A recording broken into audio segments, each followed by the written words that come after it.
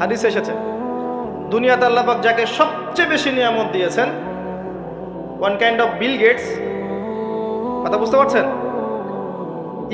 ইমানদার ছিল না, কাফের ছিল, প্রচুর ধন সম্পদ আল্লাহ পাক দিয়েছেন। আল্লাহ পাক তাকে এক মুহূর্তের জন্য জাহান্নামে ঢোকাবেন, কিয়ামতের মাঠে ঢুকিয়ে বের করবেন। বের করে বলবেন, দুনিয়াতে সুখে ছিলে? দুনিয়াতে কি সুখে ছিলে তুমি? তখন সেই ব্যক্তি বলবে, সুখ কি জিনিস আমি জানি না, সুখ শান্তি কি জিনিস আমি জানি না। এক সেকেন্ডে।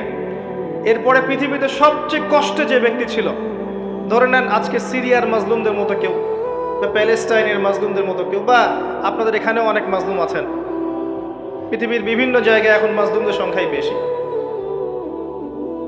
যাই হোক, তাকে ঢোকানো হবে জান্নাতে এক সেকেন্ডের জন্য, এক মুহূর্তের জন্য, ঢুকিয়ে আবার বের করা। আল্লাহর এক মুহূর্ত আবার আমাদের মতো নয়, ওই এক মুহূর্তেই সে অনন্তকালের স্বাদ পেয়ে যাবে। আল্লাহ পাকের এক মুহূর্ত, তাতে অনন্তকালের স্বাদ সে পেয়ে যাবে ইনশাআল্লাহ। এবার বের করবেন, দুনিয়াতে কষ্টে ছিলে? দুনিয়াতে কখনো কষ্টে ছিলে? এই ব্যক্তি বলবে, কষ্ট কি জিনিস আমি তো জানি না, কষ্ট কি জিনিস আমি তো জানি না। অর্থাৎ এই হাদিস থেকে বুঝতে পারছি, দুনিয়াতে আমরা যে যত ভালোই থাকি না কেন, পরকালে যদি সফল হতে না পারি, দুনিয়ার জীবন বৃথা।